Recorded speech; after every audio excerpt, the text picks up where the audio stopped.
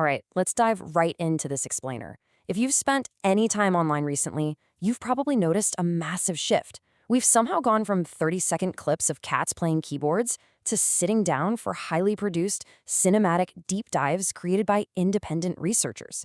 Today, we're going to explore the architecture of this digital media, unpacking the hidden systems, the incredible creators, and the structural vulnerabilities of the video essay ecosystem. It's kind of wild, right?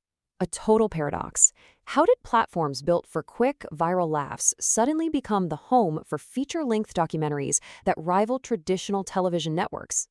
To figure out how we got from point A to point B, we can't just look at cultural trends. We literally have to look at the mechanics behind the screen. To do that, we're going to follow this roadmap today. First up, the 2012 algorithm shift. Then we'll dissect the anatomy of a video essay, explore the concept of the digital outsider, look at teaching niche history, and finally, tackle the plagiarism crisis. All right, Section 1, the 2012 algorithm shift. So back before 2012, if you had a flashy thumbnail and got someone to click, the system rewarded you, even if they bounced 5 seconds later. But then came the shift.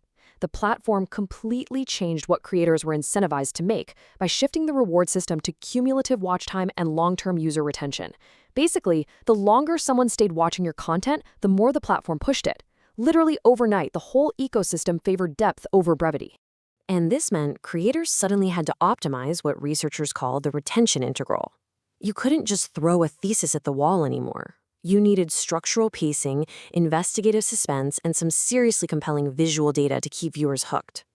It wasn't just about having a cool topic. You actually had to craft a gripping narrative that unfolded over hours to survive the new algorithmic ecosystem. Which leads us perfectly into Section 2, the anatomy of a video essay. Because of this mechanical shift, we started seeing these highly distinct lanes emerge, where creators use super-specific pop culture topics as Trojan horses for profound structural critiques.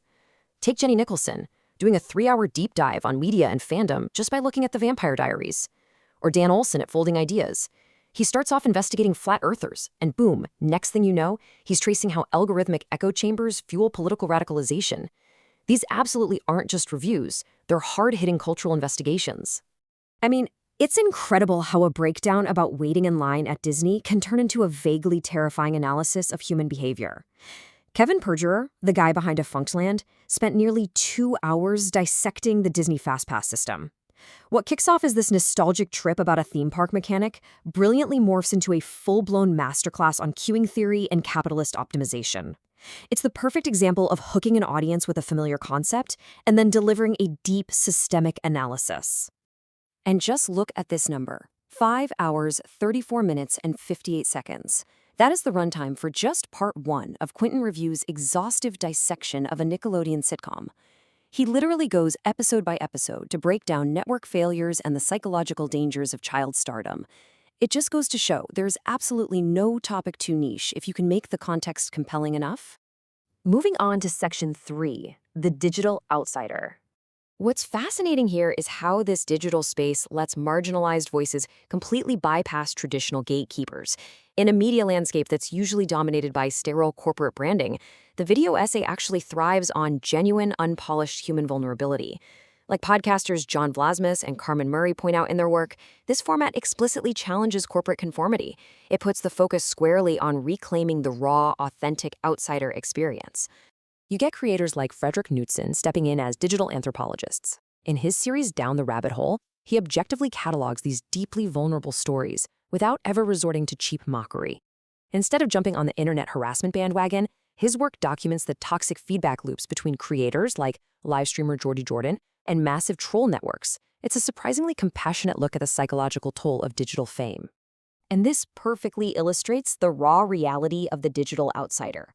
Take Knudsen's biography of Terrence Andrew Davis, a brilliant programmer who spent over a decade writing an entire operating system totally from scratch, all while battling severe schizophrenia and homelessness. It's this tragic, astonishing intersection of technical mastery and psychiatric crisis that traditional media would just completely overlook. But here, it's treated with awe and deep empathy. All right, Section 4, teaching niche history. Beyond just internet lore, both amateur and professional historians are totally bypassing traditional academia to educate millions. And they're doing it with these incredible visual methodologies. You've got Historia Civilis using minimalist geometric squares to give you brilliant play-by-play breakdowns of ancient Roman battle tactics. Or Max Miller over at Tasting History, literally cooking historical recipes to teach culinary history. They're taking these incredibly complex academic subjects and turning them into highly engaging visual learning.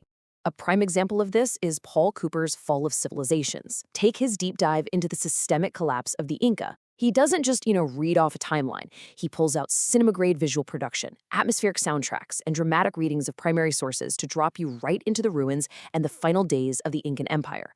It completely redefines how we interact with history, making a complex geopolitical breakdown, like the systemic collapse of the Inca, insanely accessible.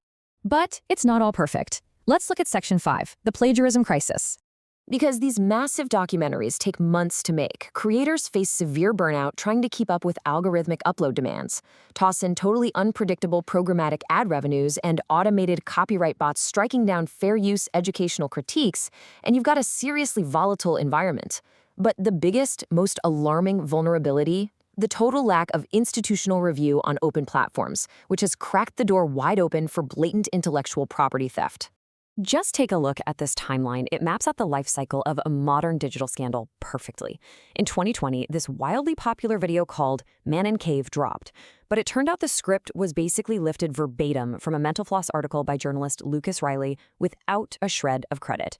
By 2023, the video was quietly taken down, the lines were heavily paraphrased, and it was re-uploaded. The original author was never even asked. It really shows how easily independent journalism gets silently lifted when there's no oversight.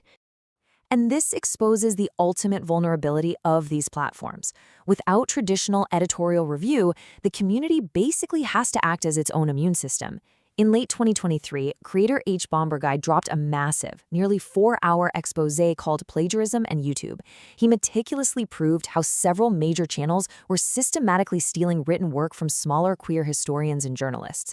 The immediate fallout saw multiple major channels shut down, proving the community actually has to regulate itself to protect its writers. So, as we wrap up this explainer, I really want you to think critically about the hours of media you consume. The video essay ecosystem has totally democratized education, given a massive platform to digital outsiders, and revolutionized how we learn about everything from Disney cues to the systemic collapse of the Inca. But it's still the Wild West out there, driven by algorithms and built on a very fragile trust between creator and audience.